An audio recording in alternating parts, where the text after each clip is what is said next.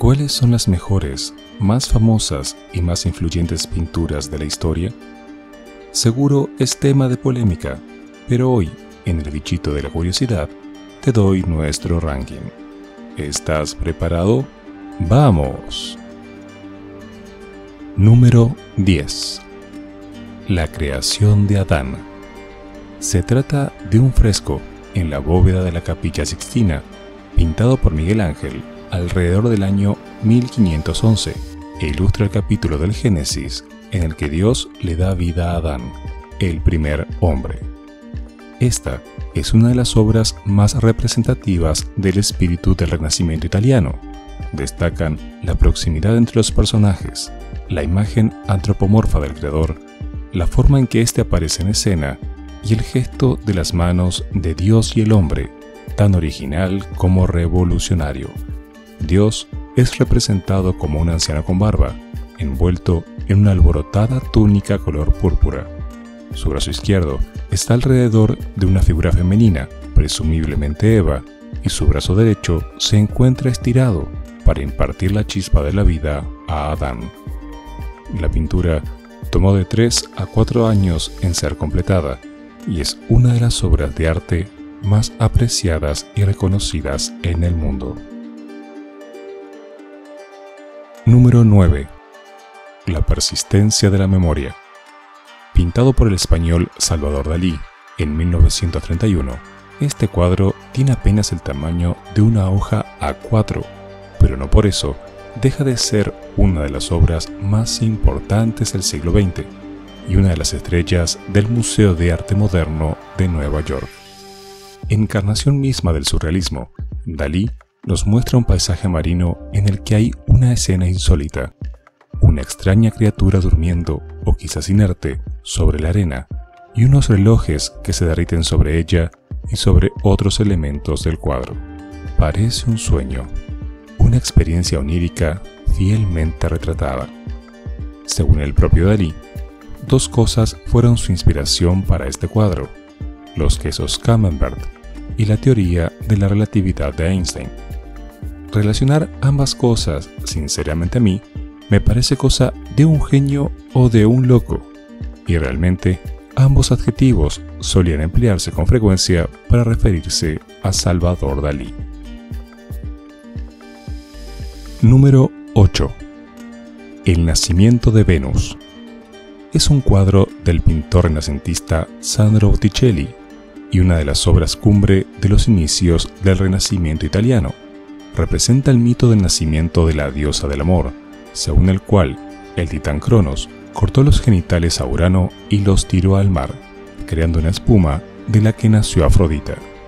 Esta obra fue en su tiempo revolucionaria, por cuanto presentaba sin tapujos un desnudo no justificado por ningún componente religioso, así como un tema mitológico procedente de la cultura clásica greco-romana, anterior al cristianismo. Esto fue posible gracias al mecenazgo de la familia Medici, con suficiente poder como para desoír a la Iglesia Católica, y supuso la aceptación, al menos por parte de las élites culturales, del nuevo humanismo renacentista, alejado del oscurantismo medieval. Actualmente se exhibe en la Galería Uffizi, en Florencia. Número 7. La joven de la perla. La joven de la perla, también conocida como la Mona Lisa holandesa, es una de las obras maestras del pintor neerlandés Johannes Vermeer, realizada próximo a 1667. Posiblemente se trate más de un estudio que de un retrato en sí, y muestra a una joven mujer sentada ante un fondo oscuro, austero y poco profundo, que contrasta magníficamente la piel color crema de la figura y sus ojos translúcidos, fijos en el espectador. Además de un exquisito turbante azul y amarillo, luce un gran pendiente de perla en forma de lágrima. Esta obra del siglo de oro neerlandés muestra las avanzadas técnicas de pintura de Vermeer, específicamente su enfoque de la luz, el color y el trabajo con el pincel. Desde 1902 a la fecha se puede apreciar en el Museo Mauritshuis de La Haya. Número 6. Las Meninas. Conocido también como La familia de Felipe IV, se considera la obra maestra del pintor del siglo de oro español, Diego Velázquez. Acabado en 1656, es una pintura realizada al óleo sobre un lienzo de grandes dimensiones, donde las figuras situadas en primer plano se representan a tamaño natural. El tema central es el retrato de la infanta Margarita de Austria, colocada en primer plano rodeada por sus sirvientes, las meninas, aunque la pintura representa también otros personajes. Incluso, en el lado izquierdo, puede apreciarse al propio Velázquez, que se autorretrata trabajando en él. El contraste de luces y sombras, junto con el juego de perspectivas conseguido mediante el espejo del fondo y las miradas de los personajes pintados en escala natural, genera la ilusión de estar dentro del cuadro. Es una de las obras pictóricas más analizadas y comentadas en el mundo del arte, y actualmente se exhibe en el Museo del Prado en Madrid. Número 5. El grito. Este es mi favorito. Si bien habrá quien a primer golpe de vista lo pueda confundir con el dibujo de un niño en edad escolar, lo cierto es que Mir logra crear un impacto, una sensación muy particular y difícil de describir. En realidad, El grito es el título de 4 cuadros del noruego Edvard Munch, aunque la versión más famosa y de la que hablaremos se encuentra en la Galería Nacional de Noruega y fue completada en 1893. Todas las versiones del cuadro muestran una figura andrógina en primer plano, que simboliza a un hombre en un momento de profunda angustia y desesperación existencial.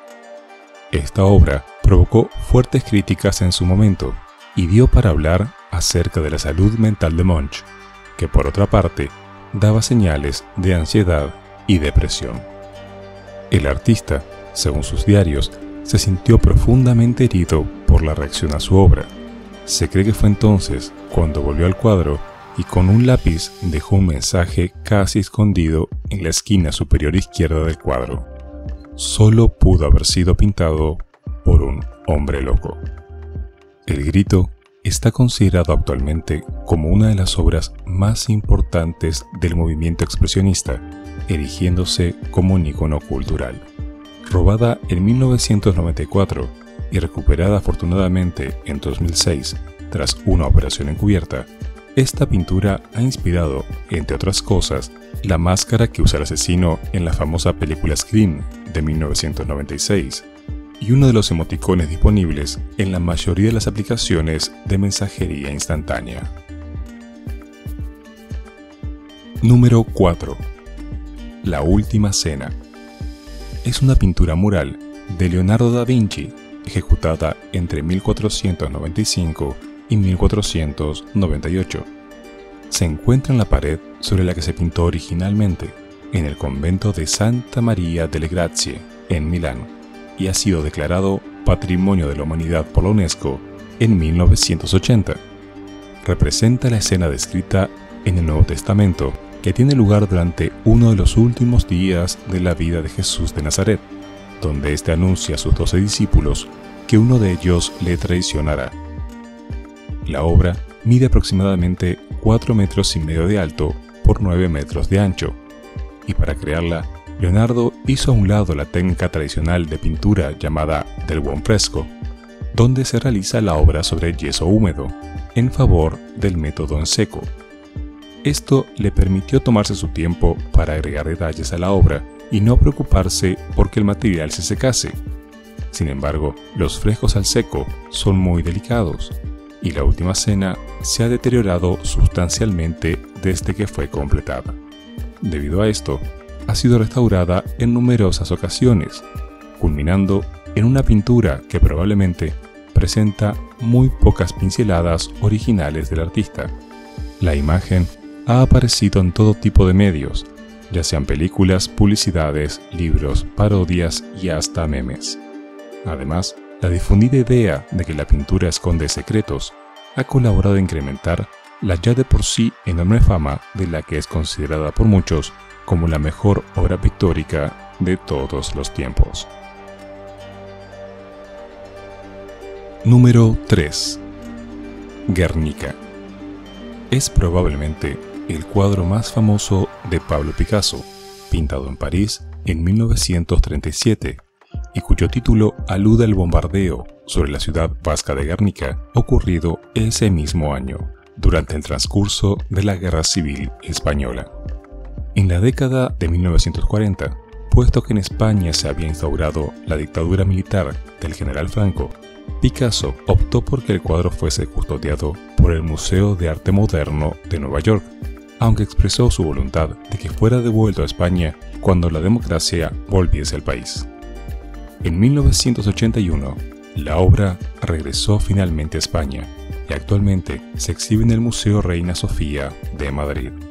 Está pintado utilizando únicamente el blanco, el negro y una variada gama de grises, y a pesar de su título y de las circunstancias en que fue realizado, no hay en él ninguna referencia concreta al bombardeo de Guernica ni a la Guerra Civil Española. No es, por lo tanto, un cuadro narrativo, sino simbólico. Su interpretación, por tanto, es objeto de controversia, ya que varias figuras, al ser simbólicas, suscitan opiniones dispares. Pero su valor artístico está fuera de discusión. No solo es considerado una de las obras más importantes del arte del siglo XX, sino que se ha convertido en un auténtico ícono de dicho siglo, símbolo de los terribles sufrimientos que la guerra inflige a los seres humanos. Número 2. La noche estrellada. Se trata de un óleo sobre lienzo del pintor postimpresionista neerlandés Vincent van Gogh, pintado en junio de 1889. A raíz de una crisis sufrida el año anterior y que resultó en la automutilación de su oreja izquierda, Van Gogh ingresó voluntariamente al asilo de Saint-Paul-de-Moselle, sirviéndole su jardín como fuente de inspiración para varias de sus pinturas. Es así que cuando Van Gogh miraba los cipreses del jardín, estos parecían vibrar. Cuando miraba al cielo nocturno, las estrellas parecían estar vivas. Eso es lo que logró captar en este lienzo, donde se representa la vista desde una ventana de su habitación en el mencionado asilo, momentos antes del amanecer, con la adición de un pueblo imaginario.